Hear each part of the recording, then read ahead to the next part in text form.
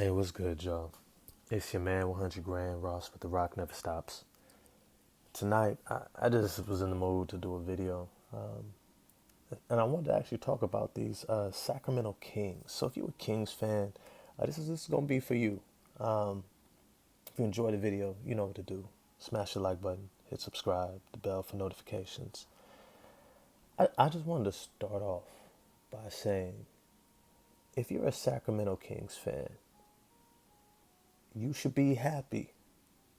And you should be happy because your roster gives you a lot of room for optimism.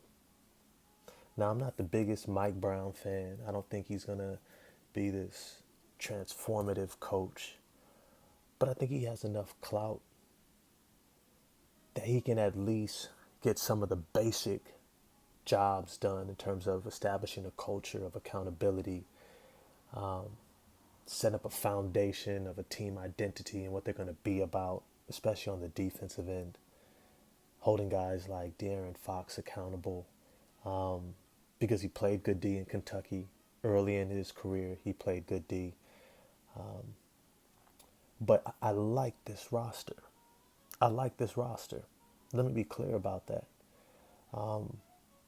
You're in a far better situation than the majority of the bottom dwelling teams because you have two, for sure, all-star level players in Domantas Sabonis and De'Aaron Fox to build around.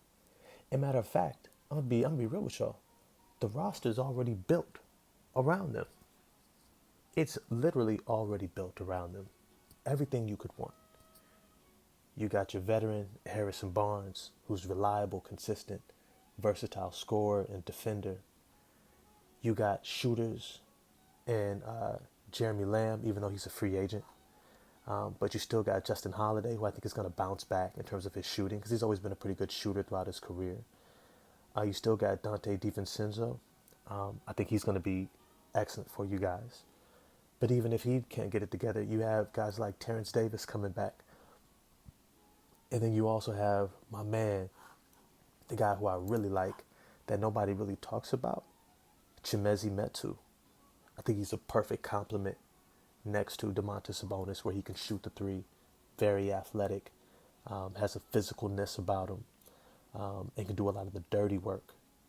But when I look at this team, I see a team that's like, look, we have the pieces. We just don't have anybody to captain the ship. And is Mike Brown that guy? Look, if they said Mike Woodson, I might have said yeah.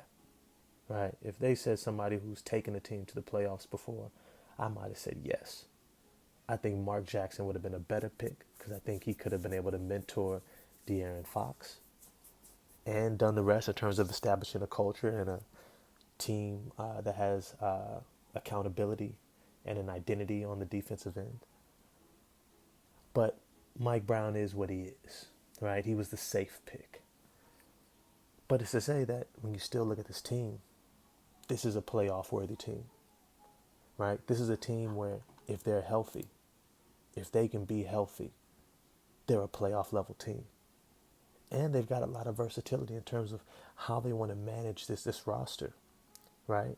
They got guys like Rashawn Holmes, who's an amazing backup center, but if you're real, he's actually a pretty good starting center, which means he could be amazing trade bait. He could be somebody that you package with somebody like Terrence Davies or DiVincenzo and say, hey, we're going to package them to try to bring in a high-level scorer, right? Somebody who can be that third scoring option if you don't see Harrison Barnes being that for you, right? And so when you look at where this team is headed, I think for sure what you saw from De'Aaron Fox right after the trade is he flipped that switch. I think he was already asking for moves to be made. And when he saw the move made, he was like, okay, let's go. Now, what that tells me is that he's got something to prove. It tells me that he's got something in the tank. It tells me that he has the mindset to where he's ready to step into this role as a leader, as an all-star level player, somebody who can really compete with the best players in the league. And I think he will. I think he will, right? But on the side to that, I also really like DeMontis Sabonis. One thing that I can point out about this roster is it's a high IQ team, which really goes far in the NBA. When you look at a team like the Memphis Grizzlies, right? A lot of the guys that they depend upon, like a Dylan Brooks, right? Not a high IQ player. Jaren Jackson Jr., not a very high IQ player right now, right? And depending upon guys like that can be really tough. It can be really tough. But when you can depend upon a guy like a DeMontis Sabonis to make the right reads, Harrison Barnes to know positioning and what the offensive system is and the defensive system and what they're trying to accomplish, you know that you have a team that is going to be able to execute. And so what you draw up and what you scheme for within a training camp, you have a roster that you can, and a good amount of veterans that you can say they're going to be able to carry this out. They're going to be able to execute this at a high level. And you got to appreciate that. You have to. You have to. And so if you're a Sacramento Kings fan, yo, I'm not going to say you should be ecstatic like you're going to contend for a championship. That's probably way down the road. But can you get into the playoffs? Can you pull a Sacramento Kings and get in there? Hell yeah. Hell yeah. And so if you're a Kings fan, now is the time for optimism. If I'm going to be honest, I might buy some tickets because I'm in the Bay Area, and so I might just buy some tickets early, so I can go see LeBron James before he bounces, on the cheap. Because it's going to be a whole lot cheaper to see him in Sacramento than it is in LA, right? And I think it'll be entertaining. I think De'Aaron Fox is going to be entertaining as hell. I think Davion Mitchell is going to be fantastic for you guys. I mean, fantastic. The way he finished this season and Dante DiVincenzo playing next to him, the way they played together, they're going to be a terror defensively coming off the bench. Great athleticism, energy, guys that can really get into you and really change the dynamic of the game. Hell yeah, I love that combination. Now, the only person I'm probably sad about that you're probably going to lose is Damian Jones. I don't know how you keep him, if I'm honest. I don't know how you keep him because the things that he showed towards the end of last season when he got all that playing time was that he might be a starting level center. Like, he's better than the Mason Plumlees. He's better than a lot of these, lower rung starting NBA centers. That he can pull a Clint Capella. He can be a rim running, rim defender, finishing. He even showed he has a little bit of a jump shot. He can hit some free throws. Like, he looked really good. And it looks like you guys are already locked into Alex Lynn in terms of contracts. So more than likely, it's going to be bye-bye to Damian Jones, right? But like I said, that's not who you're really depending upon anyhow. You're depending upon DeMontis Sabonis, right? And what you have him for, only 19 mil, 20 mil on the books for next year.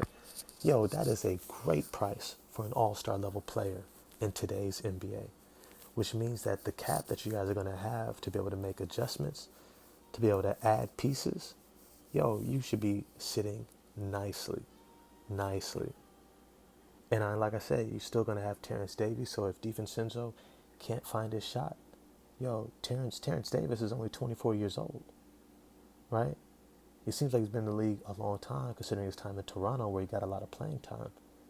But he's a guy who can heat up quickly.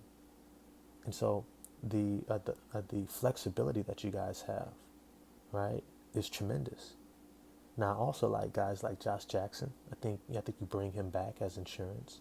I know you still have Maurice Harkless under contract as well. But he can be packaged in there if you want to make a trade. And I think a trade definitely has to be coming. Because Rashawn Holmes' contract is amazing at only $11 million next year. And then you look at, if you add in a DiVincenzo, I think is a restricted free agent, you can be able to go out and get maybe a high-level shooter, two-way, 3-and-D guy. You know what I mean? And so you're definitely sitting pretty there with flexibility, a solid roster. You got your coach, all right? You got your veterans. You got your youth. You're very athletic. You're physical. Um, you got great scoring, right? You got some shooting out there, and I believe Domantas Sabonis even he's slowly been extending his range out to that 3-point line. You can see he's shooting it with a little bit more regularity. But if he can get out there to where he's shooting it, at least 4 to 5 times a game, I think that adds even more. But also his ability to play make through his facilitation at the top of the key, I think is huge. Being able to take the ball out of De'Aaron Fox's hand a little bit in that regard, running some pick and roll action, handoff action. I think that could be tremendous for you guys. That should be like a staple of your guys' offense, right? And building around that, I think that's going to be beautiful because somebody like Harrison Barnes is great playing off the ball, right? Now, in terms of the draft, this is where it kind of gets fun because who you guys need, I mean, you can pretty much take the best player available, right? But I think the consensus out there is that you guys need a 3-and-D person to kind of go forward in the future with you guys playing that 2-3 position, right? And the beautiful thing about it is where you guys are predicted to select at the number 7 spot, right? There is a dearth of great 3-and-D wings. I mean, between Keegan Murray, Benedict Mathurin, you got AJ Griffin, you got Ochai Agbaji, right? You got some guys who can really defend, extremely physical for that shooting guard position. I mean, Agbaji is 215 pounds, AJ Griffin is 220 pounds, Mathurin is 210 pounds, Murray is 225 pounds. Like these are not slight wings. These are not, you know, guys like a Tyrese Halliburton, right? Who's real thin framed, even though he was pretty good defensively, but he'd be thin framed. And next to De'Aaron Fox, you got kind of two thin, light guards.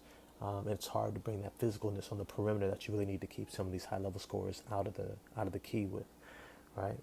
But you take somebody like a Mathurin and stick him there, and if he's ready to start, which I think he should be, considering that he's coming out after his sophomore year, he's known to be able to shoot, very athletic, get out into the open court, and can kind of stick in that role. I think this could be beautiful. This could be beautiful for you guys. Starting a Justin Holiday, and then bringing him along, bringing Mathurin along slowly, or Murray along slowly, until they're ready to really slide into that starting role. You guys can be positioned the next 2-3 years to be consistently in the playoffs with a chance to move up. And that's what you have to be happy about if you're a Sacramento Kings fan. You got to be happy that you're in a great position. You have the pieces. You have the flexibility in the cap, the depth of the roster, the talent that's overlapping so you can move guys off. And then you also have stars that you can build around where if a player sees stability, right, he may not be mad about going there, right? He might be like, you know what? I could see myself doing pretty well there. Why? Because you already know De'Aaron Fox is the goods. You already know Domantas Sabonis is the goods. You already know Harrison Barnes is a solid guy. Solid, to say the least. Justin Holiday, solid. Davion Mitchell, exciting, right? You've got pieces there that you can say, I can fit into this. You know what I mean?